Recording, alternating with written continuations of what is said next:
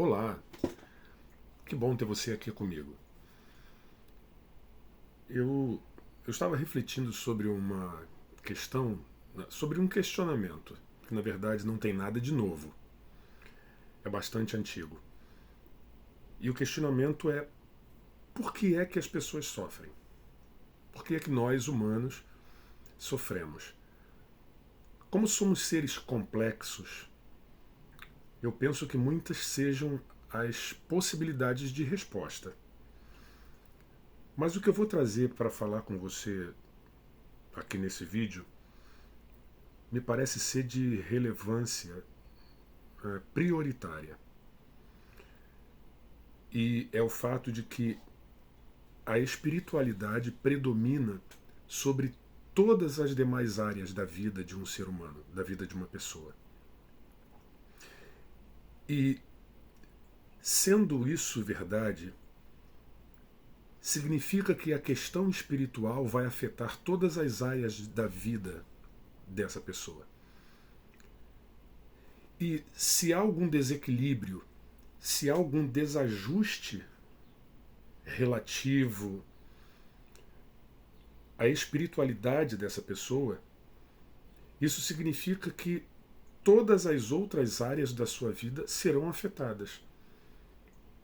Exatamente por causa da proeminência delegada, atribuída à questão da espiritualidade. Para a gente falar de espiritualidade, eu parto da seguinte premissa: há uma divindade. Me parece muito vazio falar sobre divindade, falar sobre espiritualidade sem levar em conta que há uma divindade. Falar de espiritualidade meramente como uma conexão com algo maior, com esse conceito vago. Agora, eu quero conversar com você e refletir um pouco mais a respeito desse ponto, de que há uma divindade. Olha bem, quando eu afirmo que há uma divindade, eu não estou querendo dizer que a divindade existe. E eu explico por quê. Uma divindade que existe é uma divindade fadada à negação de sua própria natureza. Porque a existência está atrelada ao fator espaço-tempo. Tudo que existe está confinado a um espaço e a um tempo. Pertence a um lugar e a um momento da linha do tempo. Ora, se é assim, essa divindade está conflagrada à finitude. Eu não quero nem usar uma linguagem difícil, mas o tema é um tema profundamente relevante e relevantemente profundo. Então veja, quando eu digo que há uma divindade, é mais do que existir uma divindade. Eu estou afirmando que a divindade é. Isso faz toda a diferença.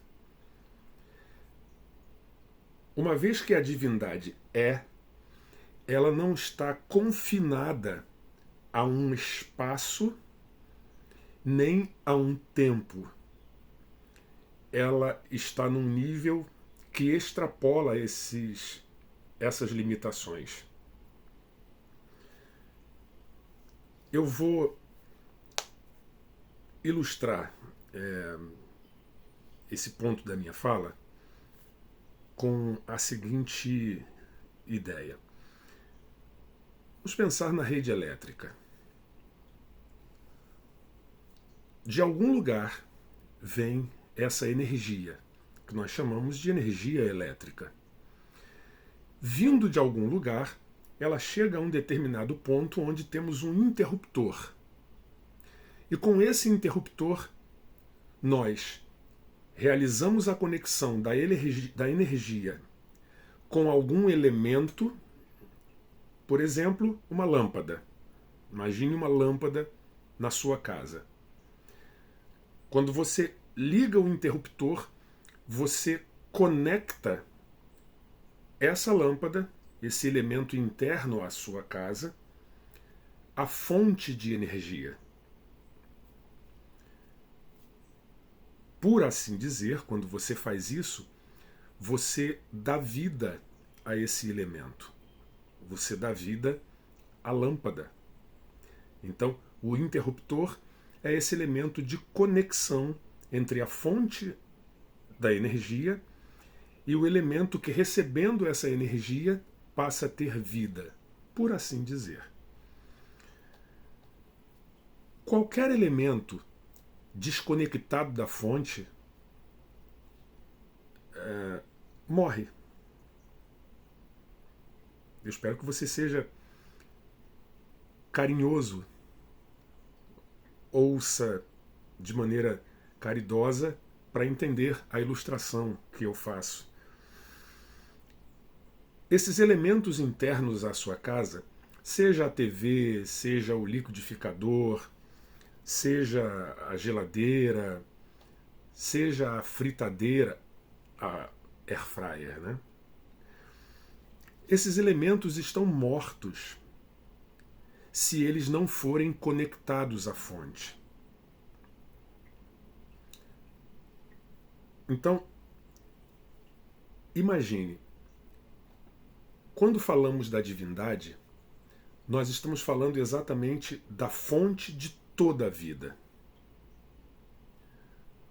Da fonte que atribui ou que delega vida a todos os elementos das mais diferentes naturezas. Como eu citei agora. Seja a TV, seja a geladeira, seja uma impressora, seja o computador, seja o celular a partir do ponto que você considera que ele precisa ser carregado, e por aí vai.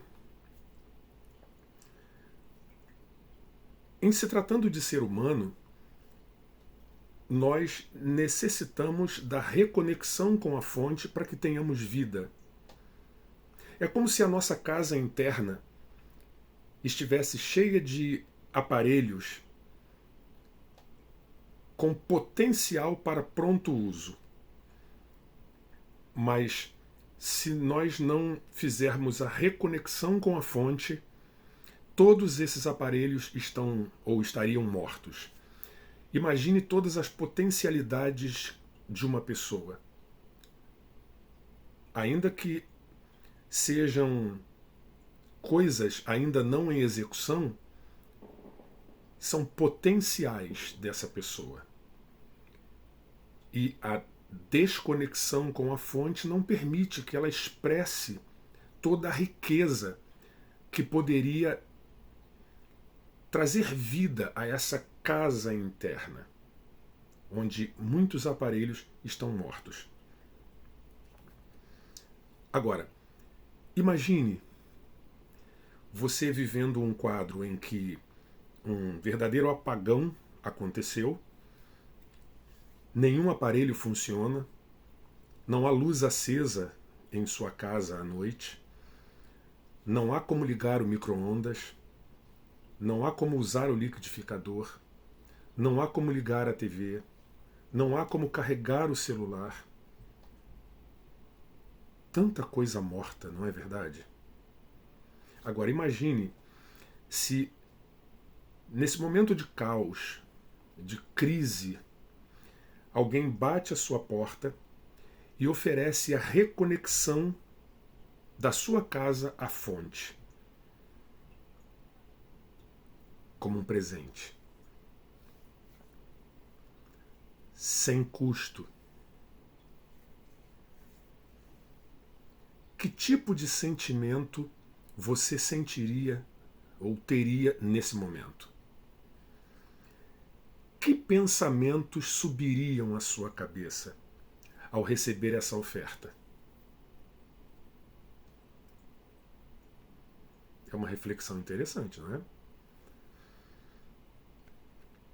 Muitos de nós, por motivos inclusive justos e razoáveis, nos tornamos céticos quando alguma oferta parece boa demais e acessível demais. E eu reconheço que, vivendo no mundo que vivemos, nós temos motivos justificáveis para muitas vezes recusarmos ofertas irrecusáveis. Mas no caso da nossa ilustração, então, pense um pouco sobre isso. Apagão, caos total, falta de energia, e alguém bate à sua porta e te oferece a reconexão. É possível que passe pela sua cabeça, mas por que eu? Por que só eu? A cidade inteira está apagada. A minha vizinhança inteira está sem energia. Por que eu? Você já reparou que, seja sobre coisas ruins, tanto quanto sobre coisas boas, quando nós somos alvejados, a gente, via de regra, tem esse tipo de questionamento? Por que eu? Por que logo eu? Nesse caso é uma notícia boa, né? É uma oferta boa. Imaginando que não há má fé na proposta, não há cilada, não há pegadinha, o que você pensa a respeito? Escute só uma coisa. A fonte de energia está disponível. Os elementos internos à sua casa, que no caso da ilustração são os aparelhos, TV, micro-ondas, né? Eu nem citei o ar-condicionado, é mais um dos elementos. Então, pensemos o seguinte: tanto quanto a energia, a fonte de energia está disponível, os elementos internos à sua casa também estão disponíveis. Mas eles estão desconectados. E estando desconectados, eles não servem para absolutamente nada. Eles não atendem ao fim para o qual foram criados. Para que haja a reconexão, é necessária uma decisão. É necessária uma atitude sua. Quer saber como? Vem comigo.